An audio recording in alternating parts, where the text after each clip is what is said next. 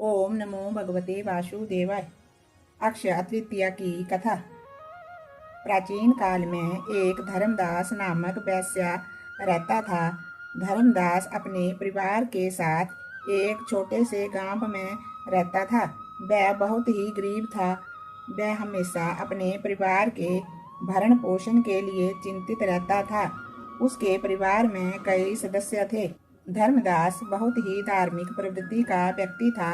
उसका सदा देव एवं ब्राह्मणों की सेवा में लगा रहता था। अक्षय तृतीया के व्रत के महत्व को सुनने के पश्चात उसने अक्षय तृतीया के पर्व के आने पर सुबह जल्दी उठ करके गंगा में स्नान करके विधि पूर्वक देवी देवताओं की पूजा की।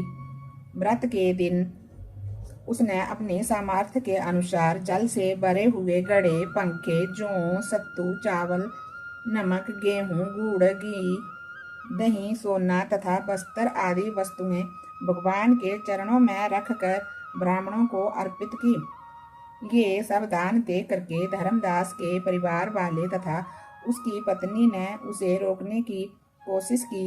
उन्होंने कहा कि अगर धर्मदास इतना सब कुछ दान में दे देगा तो उसके परिवार का पालन पोषण कैसे होगा।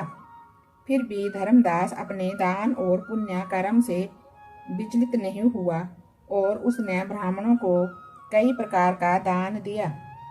उसके जीवन में जब भी अक्षय तृतीया का पर्व आता, प्रत्येक बार धर्मदास ने विधि से इस दिन पूजा एवं दान आदि कर्म किए। अनेक रोगों से ग्रस्त तथा वृद्ध होने के उपरांत भी उसने उपवास करके धर्म कर्म और दान पुण्य किए।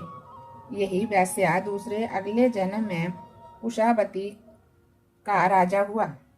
मान्यता है कि अक्षय तृतीया के दिन किए गए दान पुण्य व पूजन के कारण वह अपने अगले जन्म में बहुत धनी एवं प्रतापी राजा बना। वह इतना धनी और प्रतापी राजा था कि त्रिदेव तक उनके दरबार में अक्षय तृतीया के दिन ब्राह्मण का वेश धारण करके उसके महायज्ञ में शामिल होते थे। अपनी श्रद्धा और भक्ति का उसे कभी घमंड नहीं हुआ। वह प्रतापी राजा महान एवं वैभवशाली होने के बावजूद भी धर्म मार्ग से कभी विचलित नहीं हुआ।